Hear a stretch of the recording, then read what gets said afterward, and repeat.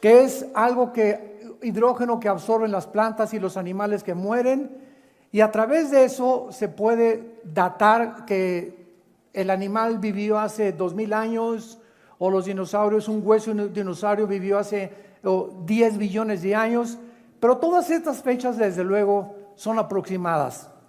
Después tenemos el potasio-argón y la radioactividad. Todos estos métodos científicos le han proporcionado al ser humano fechas o le han proporcionado una información aproximada, repito, de entre 10 a 15 billones de años que tiene la Tierra, el planeta Tierra. Sin embargo, la Biblia nos muestra que el ser humano tiene no más de 6,000 años de historia. En otras palabras, la Tierra fue formada antes que nosotros fuéramos colocados en esta Tierra, en este planeta. Entonces, si la Tierra fue formada antes que nosotros y tiene aproximadamente 10, 12, 13 billones de años, ¿quién habitaba la Tierra antes que nosotros? ¿Hay alguna evidencia en la Biblia de que este planeta estuvo ocupado antes que nosotros? La respuesta es sí, sí la hay. Y sabemos claramente, como lo vamos a ver de una forma exegética y detallada, ahora sí que vamos a meterle microscopio a los primeros 2 capítulos del Génesis, que los ángeles fueron creados antes que nosotros. Lo vamos también a demostrar con la Biblia. Y que cuando el ser humano fue ya colocado en el huerto del Edén, ya el pecado había entrado al universo por medio de un querubín caído llamado Lucifer. Entonces, entre el versículo 1 y el versículo 2 del libro del Génesis, existe un abismo, le llaman en inglés un gap, con G de gárgara, A y P de Pedro, gap, que significa un intermedio. Y vamos a ver las 2 teorías que han tratado de especular y de filosofar muchos teólogos para explicar que pues realmente no hay más que una sola corrida y que desde el principio significa cuando Dios comenzó a crear la tierra, y lo vamos a demostrar que no es correcto. Porque si desde el principio dice la Biblia, Dios creó los cielos y la tierra, ¿cuándo fueron creados los ángeles? Porque entre los primeros 6 días de la creación, ¿qué es lo que la Biblia describe? Del versículo 3 hasta el capítulo 2, los ángeles ya existían. Entonces vamos a descubrir todas estas cosas maravillosas, porque en Job capítulo 38, versículo del 4 al 7, la Biblia nos revela que cuando Dios estaba formando el globo terráqueo, y quiero aclararles que la tierra no es plana, por el amor de Dios, ¿de cuál fumaron? Hace algunos meses nos han bombardeado. Oiga, ¿es cierto que la tierra es plana? Miren, muchas personas se meten a las redes sociales y ponen estas marihuanadas, así le llamo yo, para atraer seguidores. Entonces, no, y vamos a buscar alguna forma de demostrar que la tierra es plana. Y entonces tú quieres seguir consultando esa página, y ese es el propósito de estas personas deshonestas intelectualmente para atraer seguidores. E increíblemente miles de cristianos lo creen. Como ahora que estuvimos mi esposa y yo en Cancún en la iglesia, se acercaron 3 jóvenes de la universidad que por favor les diera yo muestras de que la tierra es redonda. Le digo, mira, desde la Biblia hace 2700 años, Isaías 40, versículo 22, la Biblia describía en el hebreo que la tierra es redonda, antes de Galileo Galilei. Y si no, pues mira, manda una carta a la NASA, a la Oficina de Administración de Aeronáutica Especial, para que manden fotografías de los astronautas. Y si no te convencen las fotos de los astronautas, simplemente ve un eclipse. Y en el eclipse claramente entre la luna y el sol se ve la redondez de la tierra. Bueno, no nos vamos a detener en esto, pero es increíble la sarta de mentiras, y también que el presidente Bush planeó la caída de las Torres Gemelas, que lo planearon ellos, que no fueron los árabes, y estamos inundados de mentiras. de pseudo tesis y de falsas conclusiones con el propósito de las redes sociales de atraer gente y de sembrar la mentira, ¿verdad? Para que pueda ser desmoronada la verdad y que lleguemos a un punto donde ya no sabes ni qué creer. ¿Será verdad? ¿Será mentira? ¿Será melón? ¿Será sandía? Como decimos en México, para no seguirle más adelante.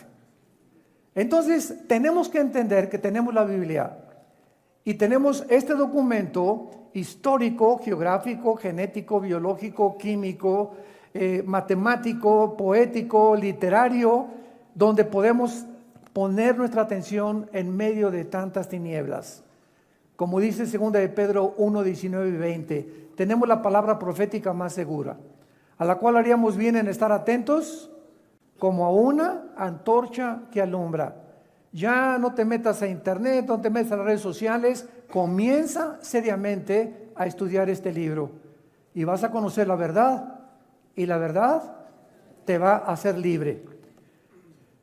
Esta es la tercera conferencia de esta serie que se llama La creación de Dios o La creación y Dios. Esta es la tercera conferencia, les recomiendo las primeras dos. Examinamos bastante acerca de todo lo que estoy desarrollando ahorita, pero vemos también en Job 38, 4 al 7, que cuando Dios estaba formando la tierra y estaba el globo terráqueo, dice la Biblia que Dios le puso medidas. Dios es un arquitecto. Y Dios, cuando hizo el planeta Tierra, dijo: ¡bu! Que aparezca un globo por ahí flotando en el espacio. ¡Bu! Que aparezca un sol. Todo en el universo tiene medidas. Y esto es increíble. Y todo en el universo tiene un diseño y una afinación. Es como exactamente lo que se llama la irreducibilidad compleja. ¿Qué significa esto? Si yo tengo un motor de un coche y me doy cuenta que el carro no arranca, entonces tiene un motor de gasolina, tiene pistones, tiene bujías, tiene diferentes cosas que todas en conjunto tienen que trabajar para que el carro arranque. Y basta un alambrito en mi batería que esté desconectado para que nada de lo demás que está diseñado por los ingenieros funcione en mi máquina y en el motor de mi carro. Un solo alambrito o una sola basura en el motor de gasolina va a impedir que el carro funcione adecuadamente. Entonces, esto es lo que se llama irreducibilidad compleja. Una trampa de ratones está formada por 3 o 4 alambres de acero y una tiene que estar así, otros tienen que tener un resorte que es la que hace cuando se come el queso el ratón que caiga, y un solo alambrito de la trampa que no funcione impide que el demás mecanismo no funcione tampoco. Irreducibilidad compleja. Entonces, si el universo está perfectamente bien afinado y no le falta ningún cable y fue diseñado para que trabajara en conjunto, vemos detrás, damas y caballeros, una inteligencia, vemos un diseño. Entonces la tierra fue formada de tal manera y de tal tamaño y de tales medidas para que exactamente girara sobre su eje con una inclinación de 23 grados y medio y se trasladara alrededor del Sol en 365 días a la distancia exacta del Sol para que cuando la Tierra le diera vuelta al Sol pudiera haber la vida. Y para que tú y yo pudiéramos habitar este planeta, tenía que ser preparado este planeta para que la vida de nosotros pudiera ser posible. Cuando yo hago esto en la mañana y tú también, y respiro, ¿qué estamos respirando? Estamos respirando un aproximado de 88% de hidrógeno, que es el elemento que más compone el universo entero, con una mezcla de oxígeno y ciertos gases. Si en 1% de este hidrógeno que recibimos o de oxígeno faltara, tú y yo nos podríamos intoxicar y ahogar. Así que de la atmósfera terrestre hacia abajo, la cantidad y la mezcla del oxígeno con el hidrógeno ha sido diseñado y proporcionado por el creador del universo. Si la Tierra girara más rápido de lo que gira sobre su eje y la Tierra no hiciera este movimiento ni la distancia con el Sol, no sería posible la vida. Mercurio, que está delante de nosotros, Marte, que está atrás de nosotros, y los demás planetas tienen otro movimiento y tienen una atmósfera que es casi 1000 veces más tóxica que la del planeta Tierra. Entonces, por todos lados nos damos cuenta que los cielos cuentan la gloria de Dios. Salmo 19. Y un día emite sabiduría a otro día. Cada día amanece y vemos la puesta del sol salir allá en el horizonte y nos damos cuenta cómo ilumina todo el universo y nos quedamos extasiados con los colores, las mezclas, el color que tienen las flores, las azucenas, los alelíes, las rosas que no han podido ser imitados por los mejores diseñadores, y nos damos cuenta el colorido de un pavo real. Qué perfección y qué combinación tan increíble de colores, y la cabeza anaranjada con amarillo, con café, combinando todos perfectamente bien. Y por todos lados, cuando tú eres cristiano, Dios te abre los ojos para que admires y bendigas al Creador. Y no te levantes nada más en la mañana con tu cafecito, ¿verdad? Y no ves nada, ni la puesta del sol, ni el jardín, ni los pajaritos cantar, porque así vive la gente en un planeta. Van a Acapulco y de la borrachera que se pusieron no disfrutaron ni la playa. Es increíble que hasta que nosotros tenemos los ojos abiertos, vemos la verdadera creación de Dios. Ahora, muy bien. Todos sabemos que cuando la Biblia dice, en el principio creó Dios los cielos y la tierra, nos damos cuenta que en el original hebreo son 7 palabras. Y esto es asombroso, señores matemáticos que nos visitan, porque cuando vienes a la Biblia encontramos que el número 7, desde el principio del un versículo hasta el Apocalipsis, representa la perfección, la totalidad, lo que está completo. Y por eso llegamos al Apocalipsis: 7 espíritus, 7 sellos, 7 copas, 7 juicios, etcétera, etcétera. El 7 inunda, prevalece en los 66 libros de la Biblia con un propósito. Dios pone detrás de los números, que se llama en la Biblia gematría, con G de gárgara, gematría o gematría, un significado detrás de cada letra. Entonces escuchen lo que dice en el hebreo el primer versículo: Bereshit Elohim bara et samayim et eretz. Bereshit Elohim bara et samayim et eretz. En el principio Dios creó los cielos y la tierra. Son 7 palabras.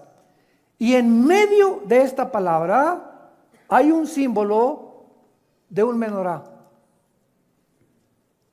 ¿Cuál es el menorá? Es el símbolo que nosotros hemos adoptado como nuestros logos en Vida Nueva para el Mundo. Un menorá. ¿Qué es un menorá? Es un candelero con 7 ramitas. Y este candelero aparece al terminar la Biblia, otra vez, en el primer versículo de la Biblia está escondido en las letras hebreas, y aparece al final de la Biblia, y entonces a Jesús se le ve detrás de los 7 del menorá, que es el candelero, no candelabro. Candelabros son los que están colgados por todos lados. Es el candelero, menorá en el hebreo. Entonces a Jesús se le ve detrás del candelero y son 1, 2, 3, 4, 5, 6, 7. ¿Por qué? Muy bien. Jesús está en medio del candelero. Hay 3 ramas a la izquierda y 3 ramas a la derecha. ¿Qué significa esto? El 6, que son 3 a la izquierda y 3 a la derecha, es el número de nosotros. En la Biblia el 6 es el número del hombre, porque en el 6º día fuimos creados. Y cuando Jesús está en medio de nosotros, estamos completos. Si Jesús no está en tu vida, eres el número 6. Y espérate a llegar al 666. Ahora lo entiende por qué es el 666 el número de Satanás. Porque es el número del hombre elevado al 3, que es la deidad o la Trinidad. Eso lo vamos a ver mucho después. Entonces, qué maravilloso es el ser humano cuando entra Jesucristo a nuestra vida, y ahí comenzamos en el verdadero camino hacia la perfección. Porque sin Jesús, como dijo él hace 2000 años, puedes ganar el mundo y perder tu alma. Si tú te mueres y fuiste presidente de la República, fuiste Miss Belleza Latina, el cantante de los cantantes, y si tú mueres sin Jesús, naciste en tinieblas, viviste en las tinieblas y regresas a las tinieblas.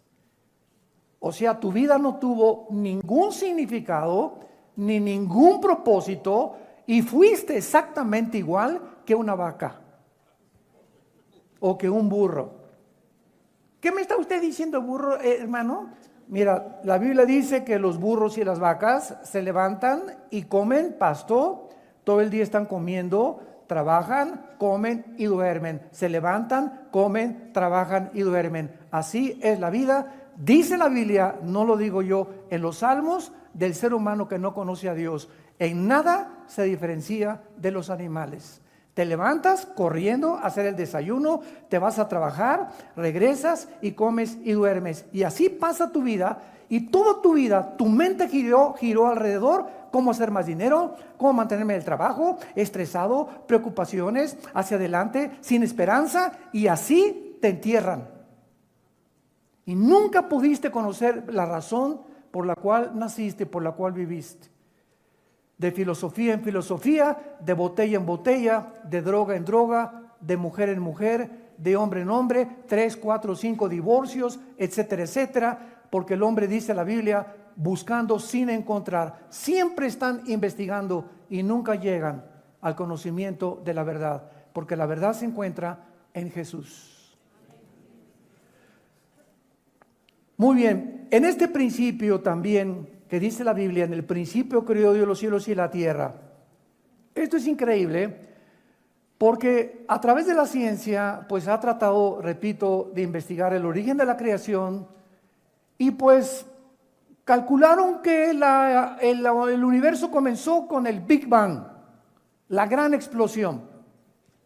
Y de una explosión el universo surgió. Esta es la teoría que existe en tu escuela y los astrónomos, porque también los científicos tienen que inventar. Cuando no se puede demostrar en un laboratorio, porque para que sea científico tiene que ser repetitivo y analizarse en un tubo de ensayo o ser demostrable, ¿verdad? Eso se llama en la filosofía el empirismo. Yo no puedo creer, dice un científico ateo, lo que no veo, lo que no oigo, lo que no huelo, lo que no gusto, ni lo que yo tacto, ni lo que yo toco con mis 5 sentidos. Entonces, el científico ateo está encerrado en una cárcel, porque para él no existe nada más que lo que ve, lo que oye y lo que siente o lo que gusta o lo que toca, sin darse cuenta que hay un mundo que nos rodea, que existió antes que nosotros, que fue creado antes que nosotros, y que la Biblia dice que es más importante y es primero que nosotros.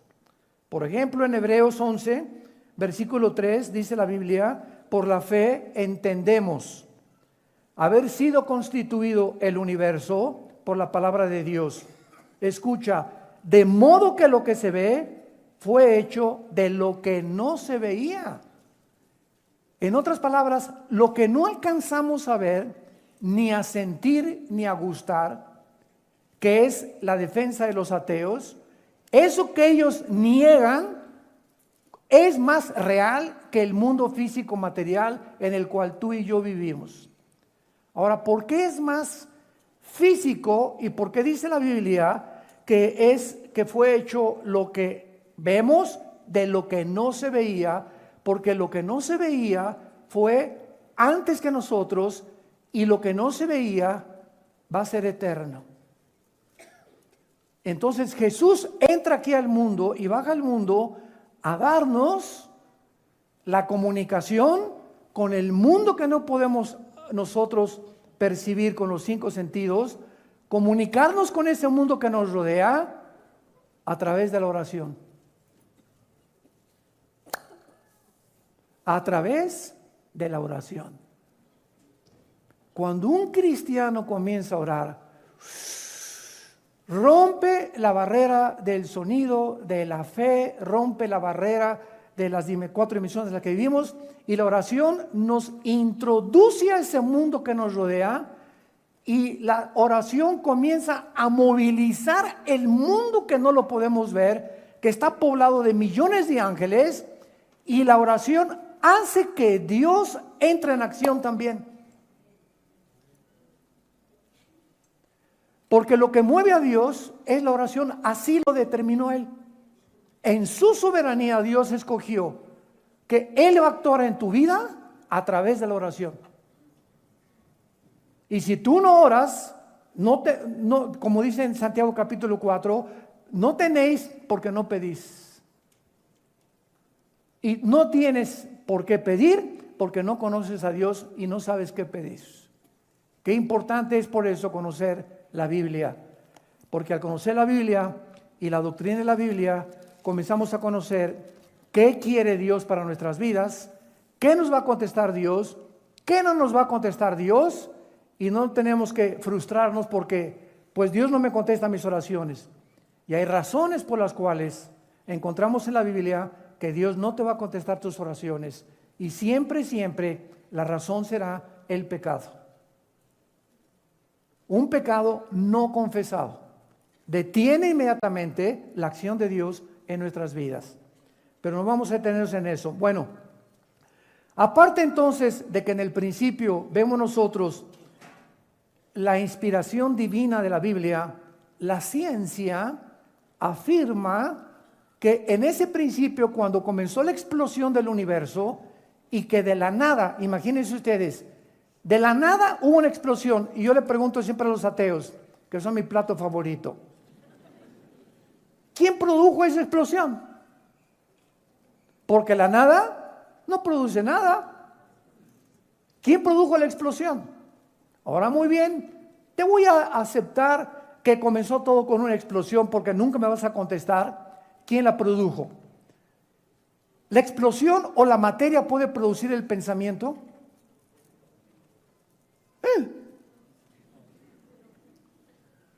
¿Puede producir la conciencia? La materia no produce nada, es materia, todo es materia.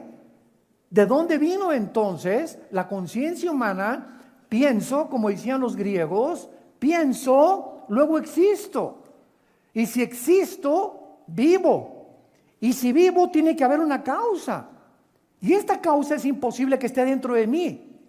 Los griegos, sin tener un conocimiento profundo de la Biblia, concluyeron por la línea de la lógica elemental, se llama esto en la filosofía, que una persona no puede tener su razón de su existencia dentro de ella, porque yo no escogí nacer, ni tener el color de pelo que tengo, ni de piel, ni de ojos, ni de estatura. Algo me produjo, y esto que está dentro de mí nunca me podrá llegar a entender cómo fui yo puesto en este mundo. Esta razón tiene que ser fuera de mí, tiene que trascender de mí. Y entonces los griegos le llamaron al Dios desconocido. Hechos capítulo 17. Cuando Pablo llega a Atenas, había un montículo que se llamaba el Areópago, y ahí estaban los discípulos de Zenón, los epicúreos y los estoicos, el grupo más predominante en el siglo antes del siglo I de la época de Pablo, cuando ellos comenzaron a enseñar que la verdad y el placer era lo único que valía la pena seguir en la vida. Pero cuando Pablo llega a Atenas, ve una estatua grandísima que dice en Hechos 17, al Dios desconocido, y les dice Pablo, a ese Dios que ustedes le llaman la fuerza, ustedes que se van a cargar de energía a Teotihuacán, ustedes que creen y se inclinan ante una estatua, esto que ustedes adoran por todas las partes del mundo y por todas las civilizaciones, yo les vengo a anunciar, se llama Jesús. El Dios que hizo los cielos y la tierra no habita en templos hechos por manos humanas. El Dios que hizo el universo no puede estar confinado a 4 paredes y llamarle esto la iglesia. La iglesia no es el edificio, por el amor de Dios. No le llamemos tampoco esto el santuario, por el amor de Dios. Pásenle al santuario. ¿Cuál santuario? ¿De dónde sacaste eso? Pásenle al santuario. El santuario lo tenemos dentro de nosotros. Nosotros somos la iglesia, el conjunto de personas. Y si nos reunimos en Chapultepec, si nos reunimos en un VIPS, 4 o 5 personas, ahí está la iglesia. No es el lugar. En el Antiguo Testamento Dios se confinó en un tabernáculo y después en el templo de Salomón. Pero cuando vino Jesús, le dijo a la mujer samaritana: ustedes adoran lo que no saben. Mi Dios, mi Padre es espíritu, y los que le adoran en espíritu y en verdad le tienen que adorar. Entonces llegamos a la Biblia y comienzan las vendas a caerse en nuestros ojos. Comenzamos a ver la luz, comenzamos a ser iluminados, comenzamos a entender ese Dios quiere comunicarse con nosotros, quiere tener comunión con nosotros, quiere guiarnos. Ese Dios te ama, ese Dios te está diciendo esta mañana: te amo, di mi vida por ti en una cruz, y entiende que separado de mí nunca podrás llegar a tu futuro ni lograr nada en tu vida. Entonces, la ciencia está de acuerdo que en el principio existieron 3 elementos: la materia, el espacio y el tiempo. Apúntalo: la materia, el espacio y el tiempo. Estos 3 elementos del universo son indivisibles. En otras palabras, no puede existir la materia sin el tiempo, ni el tiempo sin el espacio, porque el tiempo es relativo de acuerdo a la teoría que Alberto Einstein descubrió. E igual a mc al cuadrado. La energía es igual a la materia por la velocidad del cuadrado de la luz multiplicado la luz de la luz al cuadrado. E igual a mc al cuadrado. Entonces, esto nos muestra que en el tiempo aquí en la Tierra es de una forma, porque la Tierra se traslada en 365 días. Te vas a Marte y el movimiento de Marte alrededor del Sol es más lento que el de la Tierra, por lo cual el tiempo en Marte es diferente al de nosotros. Y si tú te vas en un cohete mañana a Marte y tienes 40 años de edad y tu esposa también tiene 40 años de edad y pasan 5 años aquí en la Tierra y no ha bajado tu gavilán, cuando él regrese a la Tierra, él va a tener 2 o 3 años más nada más y tú vas a tener 55 años de edad. ¿Cuántos hombres dicen: mándenos a Marte? Lo estoy oyendo, ¿eh? No crean, aquí oigo también bastante sinvergüenzas. Bueno, entonces esto es verdad, todo esto que estamos hasta el siglo XX. Hasta el siglo XX comenzamos con las físicas matemáticas, aunque Blaise Pascal y Laplace e Isaac Newton ya habían entrado en el mundo de la investigación, la física y las matemáticas. No fue hasta el siglo XX pasado cuando comenzaron a establecerse claramente la mayor parte de las leyes, como las leyes nucleares, la primera y la segunda ley de la termodinámica y las leyes de la gravitación que ya Newton había postulado 2 o 3 siglos de anticipación. Entonces, cuando nosotros hablamos de que Dios realmente comenzó y dice: en el principio, ¿qué vemos? En el principio, el tiempo. Dios creó los cielos y la tierra, la materia, y los cielos, el espacio. ¿Se dan cuenta? Los 3 elementos que la física confirma que forman el universo se encuentran en el primer libro del Génesis. Bueno, vamos a seguir investigando. No hay ningún argumento que se pueda dar para poder probar que Dios no existe. Cuando alguien me dijo una vez: demuéstrame que existe Dios, yo le dije: demuéstrame que no existe. Tan sencillo como eso, ¿verdad?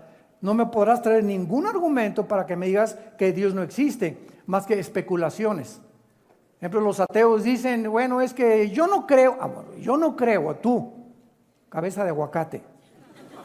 Tú eres el que no crees. A mí no me digas que yo, porque yo tengo otra perspectiva. Dice el ateo, yo no creo que exista Dios, porque si existiera Dios, no hubiera mal, no hubiera por qué no destruye a Satanás, porque le falta misericordia, porque permite que los niños se mueran de cáncer, porque hay tsunamis, porque hay destrucción. Entonces el ateo en su mente no puede cuadrar a un Dios que permita estas cosas que llamamos nosotros tragedias. Y como en su mente él no puede cuadrar, y como dijo Don Teofilito, ni lo podrá nunca, porque nuestra mente es de chinche, de renacuajo, de caracol, comparada con los pensamientos y los caminos del Dios del universo, que no cabrían en nuestra mente.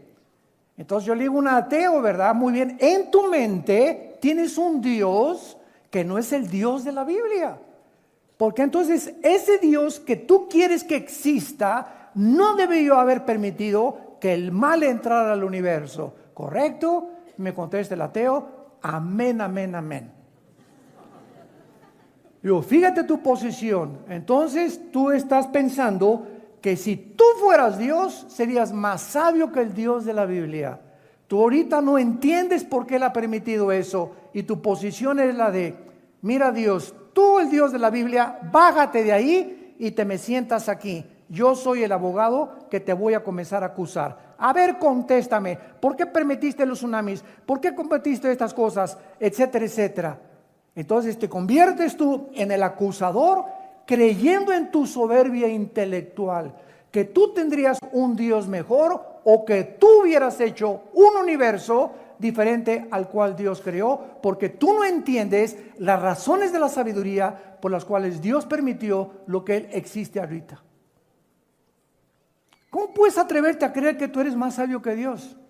Ahora fíjate la posición honesta de un ateo, que ya los ateos ya casi no existen. La posición más honesta, intelectual y filosóficamente es la de una persona escéptica o un poco agnóstica.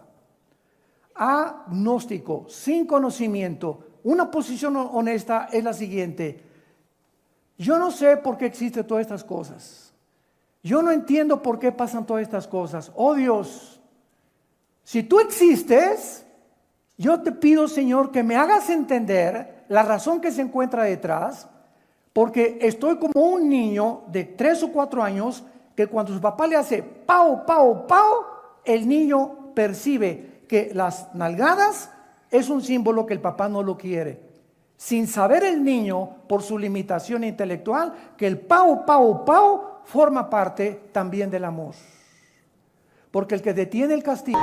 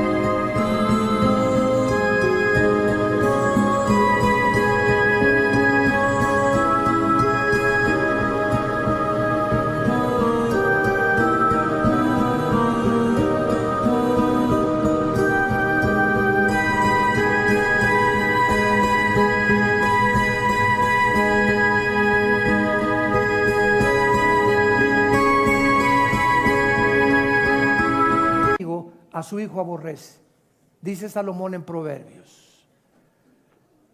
Si yo tuviera un oso que se cae en una trampa, un oso, y el oso supiera que lo que estoy tratando de hacer es sacarlo de la trampa, no me arañaría, ni tampoco me daría zarpazos ni mordidas, porque en su mente no entiende que le quiero hacer un bien a ese oso.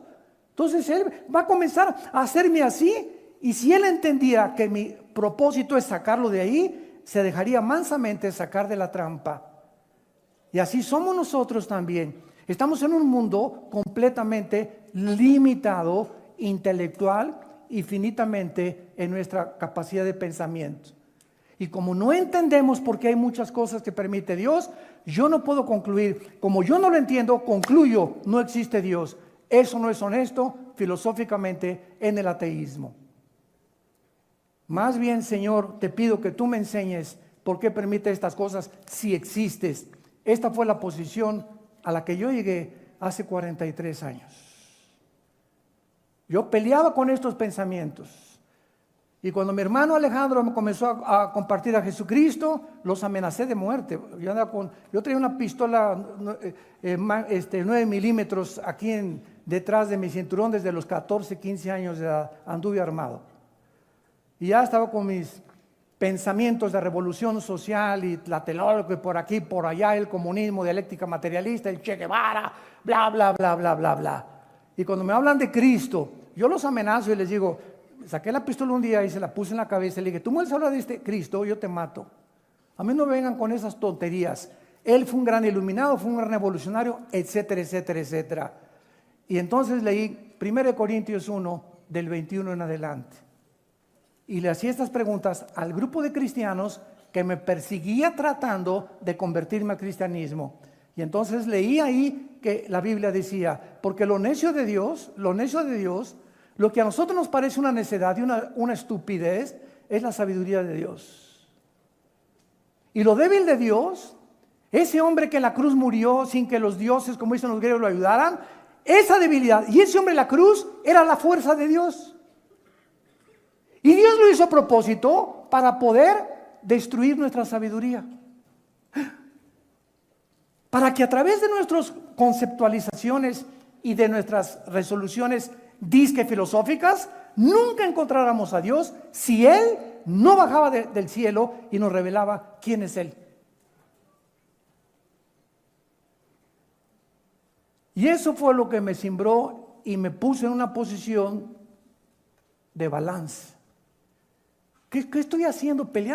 Creyéndome yo que soy más inteligente que un Dios, creyendo que algún ser humano tiene la solución para la pobreza, para la injusticia, para la falta de paz en el mundo, para las enfermedades.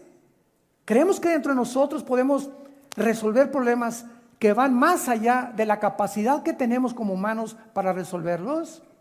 ¡Cuánto orgullo! Comencé a decir en mi vida, ¡cuánto orgullo! ¡Qué orgulloso soy! ¡Qué soberbia intelectual! ¡Qué Friedrich Nietzsche, ni qué 8 cuartos! ¡Qué Jean-Paul Sartre, ni qué Bertrand Russell, ni qué Sigmund Freud, ni qué Carlos Marx! Todos eran hombres como tú y como yo. Jesús dijo, yo soy el camino, la verdad y la vida. Y caí de rodillas, hincado, reconociendo mi soberbia intelectual y la tontería de creer que algún día yo pudiera encontrar las respuestas. Si Él no bajaba del cielo, entraba a mi vida y me decía quién es Él. Y me mostraba hacia dónde podíamos caminar. Cuando Jesús moría en la cruz, había 2 grupos de personas, los religiosos y los griegos. Ahí estaban en la cruz, los religiosos y los griegos. Los religiosos, de acuerdo a su teología, ese hombre en la cruz no podía ser el Mesías. ¿Por qué? Porque en la teología de la Torá, o de los 5 libros primeros de la Biblia, o de la religión de los judíos, está escrito en Deuteronomio, maldito el que es colgado en un madero. Síganme con mucho cuidado. Entonces los fariseos no podían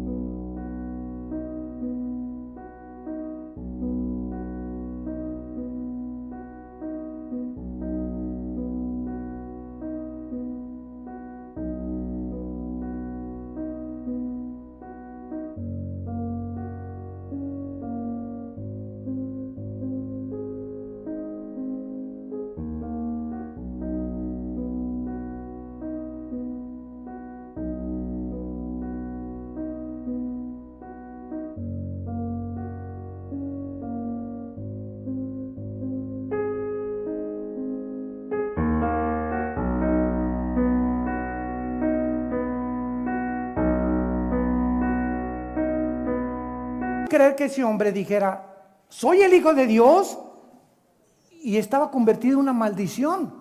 ¿Cómo puede Dios? Fíjense, ¿cómo puede Dios, preguntaban, maldecir a su Hijo? Qué conflicto intelectual, ¿verdad? No, no puede ser Dios. Y los griegos, Zeus, el dios Hércules, el dios de los rayos, que gigantes tremendos que los dioses los protegían. ¿Cómo puede ser ese hombre decirse el Hijo de Dios cuando nuestros dioses nunca permitirían en la mitología griega hacerle eso a su Hijo? Entonces tanto los religiosos como los griegos fueron enloquecidos en su sabiduría, y Dios lo hizo a propósito.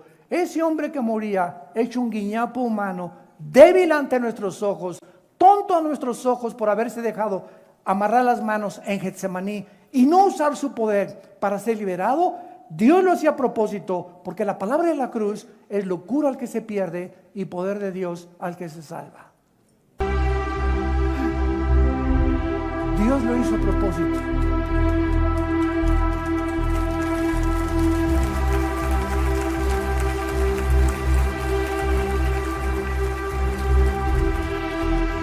Este primer versículo de la Biblia refuta completamente el ateísmo porque postula la existencia de un Dios.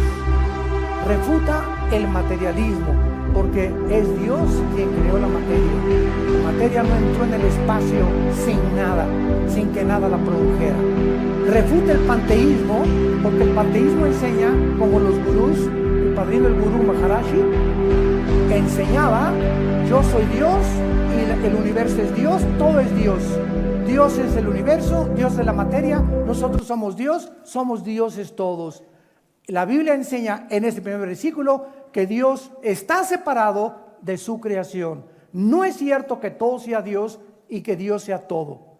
Eso se llama el panteísmo. Y en cuarto lugar, refuta la evolución porque no somos el resultado de una evolución fortuita ni accidental de los animales, ni de una selección natural darwiniana.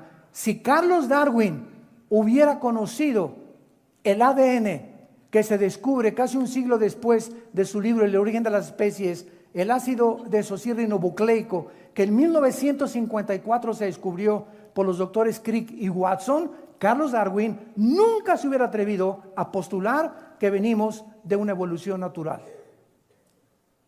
Yo no creo que haya sido tan grande soberbio Carlos Darwin, simplemente yo leí el libro, yo lo leí 3 veces, El origen de las especies, cuando era estudiante, y simplemente él postuló, puso ahí una teoría. Él jamás ni siquiera la aceptó que era verdadera. Y por eso tú lees en el libro, chanceí, puede que, no estoy seguro, a lo mejor. Eso no es un lenguaje científico. Él simplemente estaba postulando, ¿verdad? Enseñando que era una teoría que él traía, porque no había otra forma de poder determinar por métodos científicos de dónde nosotros venimos. Ahora, muy bien, esto también es el fundamento, esto es muy importante, verdadero de toda la verdadera teología que existe, porque todas las filosofías humanistas, vamos a diferenciar, humanismo es diferente a humanitarismo. Es importante definir términos cuando hablamos. El humanismo es la filosofía que enseña que el hombre es la corona de la creación, que el hombre va a encontrar dentro del hombre la respuesta de por qué estamos aquí, de dónde venimos, a dónde nos vamos. El hombre tiene la capacidad de resolver la pobreza, la injusticia y la falta de paz. Esto se llama humanismo. Cuando alguien, un gobernante, un juez, un diputado, un teólogo, un filósofo comienzan a enseñar que nosotros podemos resolver los problemas de la humanidad, esa persona la puedes clasificar como un humanista. El humanitarismo es la compasión por los humanos, que es otra cosa. No confundas la magnesia con la gimnasia. Es completamente diferente. Una persona humanitaria es una persona que se compadece y se identifica con el dolor y el sufrimiento de los humanos. Eso es muy diferente. Muy bien. Entonces, esto es el fundamento de la teología, porque los humanistas comienzan con el hombre como el amo de la creación. El hombre es la corona de la creación. el hombre va a conquistar el mundo, el hombre va a llegar a la época de Acuario, el hombre esto, el mundo va a mejorar. Eso es el humanismo. Y nos damos cuenta que la misma experiencia en el siglo XXI, ¿dónde nos encontramos? Estamos al borde de una tercera guerra mundial. Antier aterrizaron 2 aviones Hércules con más de 12 nucleares explosivos en Venezuela. Ya Putin está en Venezuela. Desde luego que Irán le acompaña con el grupo terrorista Hezbollah, porque Irán sostiene y mantiene al grupo terrorista más grande del universo, Hezbollah, desde hace más de 25 años. Ahí se encuentran ya, por la paranoia de este señor, ¿verdad?, de que dice que lo quieren matar. Pero ahí está la presencia ya, y no son juguetes, no son juguetes. Ya en Sudamérica se encuentra la presencia rusa, con el propósito de pasar la Navidad, jingle bells, para nada, ni van a cantar Noche de Paz tampoco. Estamos nosotros ante una filosofía que es verdadera como Dios, el creador, el diseñador, el legislador y el sustentador del universo. Veamos lo que dice en Isaías capítulo 40, versículo 26 y 28, la Biblia, acerca del Dios de la Biblia. Isaías 40, 26 y 28. Levanten en alto vuestros ojos, nos manda Dios, y miren quién creó estas cosas. Él saca y cuenta su ejército. Está hablando de las estrellas. A todas llama por sus nombres. Ninguna faltará. Tal es la grandeza de su fuerza y el poder de su dominio.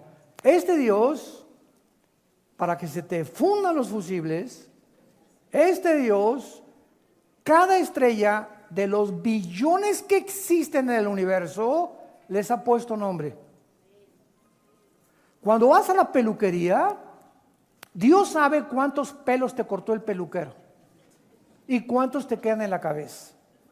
Cuando vas caminando por alguna calle y matas una hormiguita o matas una cucaracha en tu casa, Dios sabe que ese insecto dejó de existir.